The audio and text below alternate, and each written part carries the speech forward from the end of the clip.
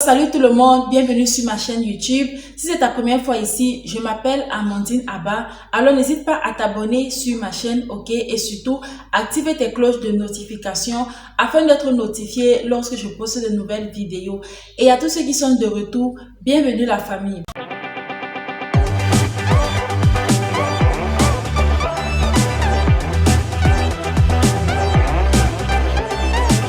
Alors vous savez, l'une des choses que l'ennemi utilise pour pouvoir faire en sorte que les enfants de Dieu qui ont eu à perdre leur vie de prière, qui ont eu à perdre leur vie de méditation, qui ont eu à perdre leur communion avec le Seigneur, c'est de leur décourager à ne plus vouloir revenir. C'est de leur décourager à ne plus vouloir retrouver cette vie-là, en leur mettant des pensées dans la tête comme quoi il y a un grand fossé entre toi et Dieu. Dieu ne pourra pas pardonner le fait que tu as eu à rétrograder.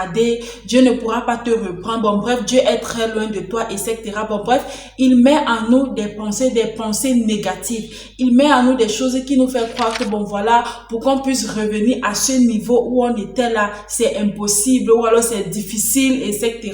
La position de Dieu envers nous ne change pas. L'amour de Dieu envers nous ne change pas. Dieu en fait reste où nous l'avons laissé et il attend juste que nous revenons à cet endroit-là. Et quand je parle de où nous l'avons laissé, qu'est-ce que je veux par là dire? Je veux par là dire, c'est-à-dire au niveau de ta méditation, au niveau de ta vie de prière et au niveau du jeûne. Dieu reste là, en fait, il attend que tu reviennes tout simplement à ces activités que tu avais l'habitude de faire et que tu as laissées. Alors, je prendrai l'exemple du fils prodige. Vous voyez, lorsqu'il a pris ses biens, etc. et qu'il est parti avec... Arrivé, il a dépensé, bon bref, nous connaissons l'histoire. Il a dépensé ses biens, il a fait tout ce qu'il pouvait faire là. Et quand la famine a commencé à le déranger, il s'est retrouvé, il n'avait plus rien.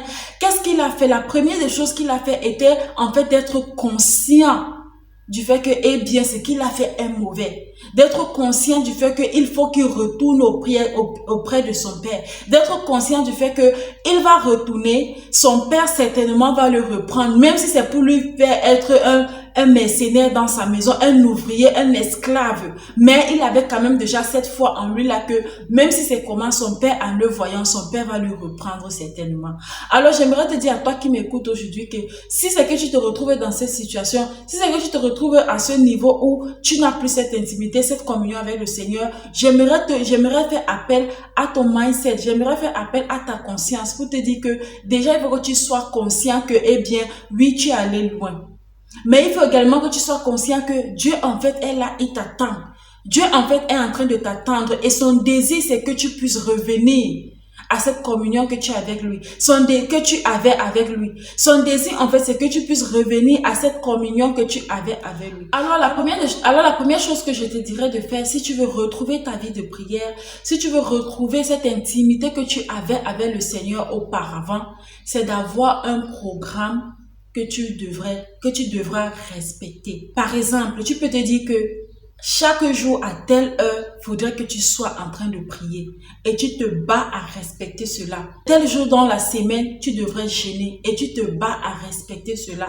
Tu peux peut-être fixer des objectifs comme quoi tu peux peut-être lire 5, 10, 20, peu importe. Mais je commence avec 5, par exemple, 5 chapitres de la Bible chaque jour. Et tu te bats à respecter cela. Bon, bref, un programme sur ta vie spirituelle, sur les activités spirituelles que tu vas te battre à respecter. Parce que tant que tu n'auras pas de programme, tant que tu vas continuer à procrastiner, à te dire que tu vas le faire, et c'est comme ça que le temps va te passer, et c'est comme ça que tu ne retrouveras jamais ta vie de prière.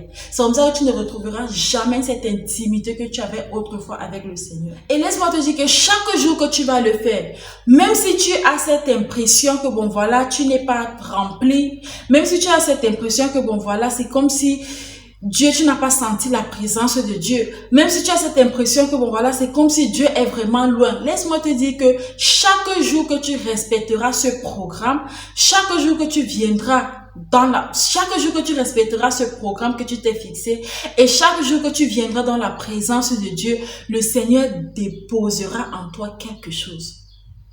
Nul ne vient dans la présence de Dieu et ne rentre tel qu'il ou elle est venu. C'est la vérité. Alors chaque jour que tu viendras, chaque jour que tu liras ta Bible, chaque jour que tu vas prier, chaque fois que tu vas t'efforcer à faire cette chose-là, chaque fois que tu vas t'efforcer à faire ces choses, chaque fois que tu vas t'efforcer, tu vas venir dans la présence de Dieu, tu vas prier, mais tu vas sentir comme si, oh, c'est comme si Dieu est loin, c'est comme s'il ne t'écoute pas, c'est comme si tu n'as pas ressenti la présence de Dieu, c'est comme si tu n'as pas ressenti l'onction de Dieu, etc.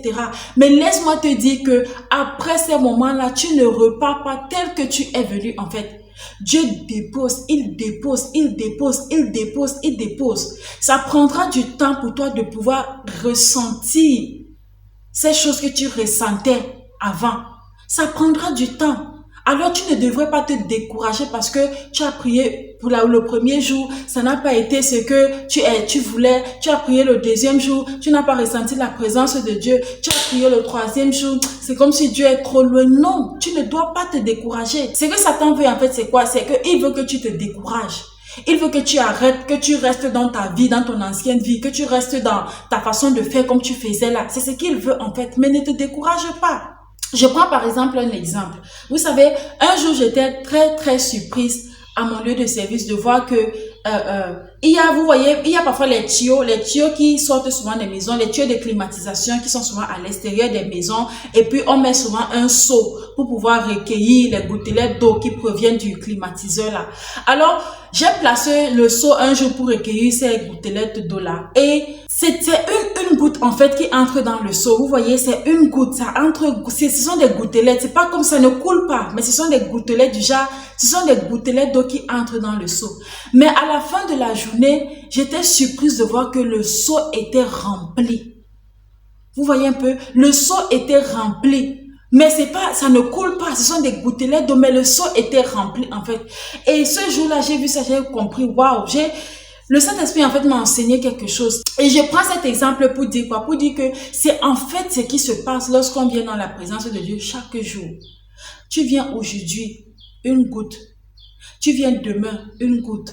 Tu viens après-demain, une goutte. Tu viens le surlendemain, une goutte. Ainsi de suite, ainsi de suite. Et c'est comme ça que ta coupe, petit à petit, se remplit. Ta coupe, petit à petit, se remplit. Ta coupe, petit à petit, se remplit. Et avant que tu ne te rendes compte, cette onction, cette flamme, ce zèle, cet amour, cet enthousiasme, ce désir profond de la présence de Dieu, cette communion parfaite que tu avais avec le Saint-Esprit, cette intimité que tu avais avec le Seigneur, avant que tu ne te rendes compte, boum! Tu vas te rendre compte que tu as encore explosé. Tu vas te rendre compte que, waouh! Ton désir, c'est d'être encore dans la présence de Dieu. Ton désir, c'est de vouloir encore faire les choses de Dieu. Et autre chose que je dirais que tu devrais faire si tu veux retrouver ta vie de prière, si tu veux retrouver cette intimité que tu avais avec le Seigneur et que tu as certainement perdu, c'est de faire attention à ce que tu écoutes tout au long de la journée. C'est très important. Fais attention à ce que tu écoutes. Parce que ce que tu écoutes t'affecte en fait. Ce qui passe par tes oreilles affecte ta pensée, ça affecte ton mindset, ça t'affecte. Et d'une manière ou d'une autre, ça détermine l'état de ton esprit. Tu écoutes des choses qui ne t'encouragent pas à dire que non, il faut que tu cherches la face de Dieu. Tu écoutes des choses qui ne te défient pas. Tu écoutes des choses qui ne défient pas ta personne, qui ne défient pas ton homme intérieur à vouloir chercher la face de Dieu. Ton esprit ne sera pas prédisposé même à le faire. Donc, fais attention à ce que tu écoutes au long de la journée. C'est important. Fais attention à ce que tu laisses entrer en toi. Ok? Pendant la journée, écoute des messages qui te défient. Pendant la journée, écoute des choses qui défient ta vie spirituelle. Écoute des personnes qui te challengent. Écoute des personnes qui te boostent à vouloir connaître Dieu. Écoute des personnes qui te boostent à chercher à avoir une intimité avec Dieu. C'est important.